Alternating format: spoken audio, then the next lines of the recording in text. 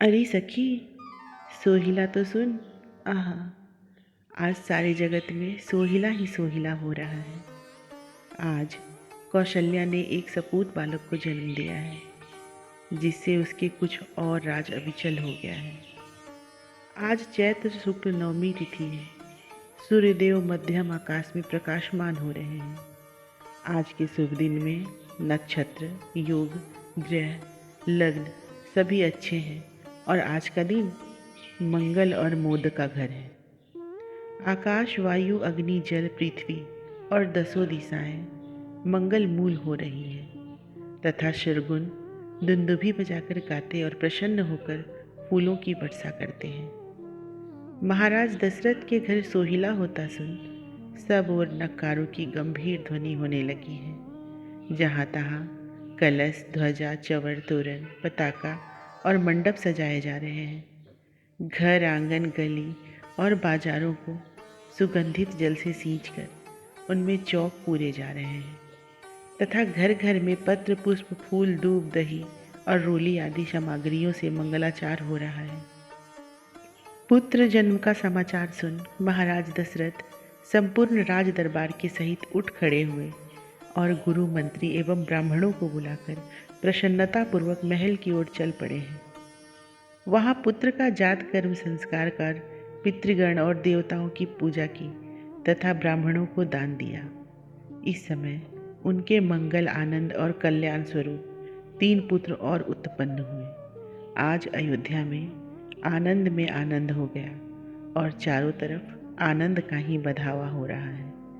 यदि मैं उन्हें अर्थ, धर्म, काम और मोक्ष रूप 4 फलों की उपमा दूं, तो मुझे कोई कभी भला नहीं कहेगा, क्योंकि 4 फलों में श्रेष्ठ मोक्ष कहा गया है। यदि किसी को पहले ही मोक्ष मिल जाए तो अर्थ आदि तीनों फलों की पीछे से प्राप्ति उसके लिए अनावश्यक होगी। यह मोक्ष स्वरूप श्री राम जी का जन्म प्रथम ही हो चुका है। यदि अर्थ, धर्म पहले संग रहे, काम, मोक्ष पीछे प्राप्त हो तो क्रम ठीक होगा। जैसे शत्रुघ्न, भरत राजा के साथ अयोध्या से मिथिला बारात में गए और लक्ष्मण श्री राम जी वहाँ मिले, तब वहाँ चारों फलों की उपमा देना बन गया है। नृप समीप सोहहि सुतचारी, जनुधन धर्मादिक तनुधारी, तथा जनु पाए महिपाल मणि, गृहन सहित फलचारी। झुंड की झुंड स्त्रियां विचित्र थालों में आरती सजाकर अपने अपने कुल के अनुसार बधावा लेकर गाती हुई चली और बालकों को ऐसा आशीर्वाद देने लगी कि इन बालकों की उन्नति को सहन न करने वाले तथा इनसे द्वेष मानने वाले लोग मन ही मन मर जाएं और इनके वैरियों के विषाद की वृद्धि हो तथा श्री शंकर और पार्वती जी की कृपा से ये चारों ही सुंदर राजकुमार दीर्घजीवी हों, प्रजाजन प्रसन्न हो।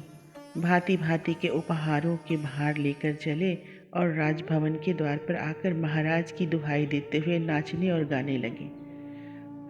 हाथी, रथ और घुड़सवार सेना ने अपने अपने वाहन और साजों को सजाया, मानो इस समय रतिराज और ऋतुराज अपने समाज सहित कौशलपुर विहार कर रहे हैं। घंटा, घंटी, पखावजों तथा ताशों का शब्द हो रहा है। झांझ, बांसुरी, डफ और करताल बज रहे हैं तथा नुपुर और मंजीरों की मनोहर ध्वनि और हाथों की कंकड़ों की झांझर हो रही है। नट नटी, नर नारी अपने अपने रंग में भरकर नृत्य कर रहे हैं, मानो कामदेव और रति तरह तरह के रूप धारण कर सुंदर ढंग से सुंदर नाच नाच रहे हैं।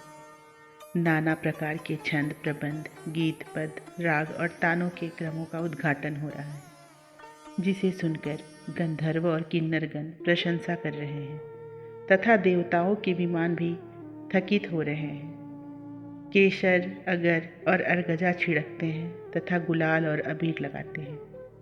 आकाश से फूलों की झड़ी लगी है तथा नगर में बड़ा कोलाहल और सुंदर भीड़ हो रही है। महाराज दशरथ को गुरु और देवताओं के आशीर्वाद से वृद्धावस्था में विधाता अनुकूल हुआ है। इस समय दशरथ जी के संपूर्ण सुकृत अमृत समुद्र अपनी मर्यादा छोड़कर उमड़ आए हैं। ब्राह्मण लोग वेद ध्वनि तथा बंदी लोग बिरदावली जय घोष और मंगल गान कर रहे हैं।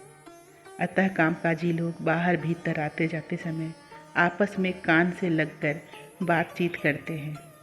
राजमहिषी और नगर की नारियां समान भाव से मोती और रत्न आदि निछावर कर रही हैं। सारे नगर में निछावर किए गए मणिगण बिखरे हुए हैं, मानो ज्वार और जौ धान बिखरे पड़े हैं। महाराज ने परम आनंदित होकर राजभवन में सब प्रकार की वैदिक और लौकिक रीति की है।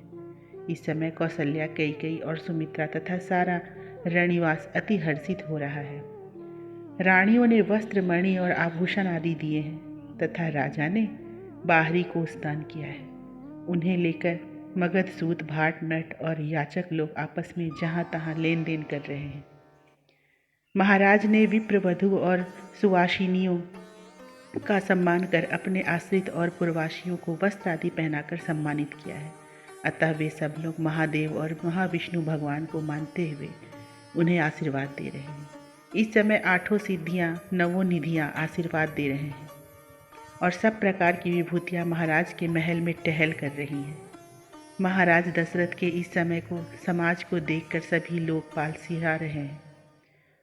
अधवासियों के इस समय प्रेम, प्रमोद और उत्साह का वर्णन कौन कर सकता है।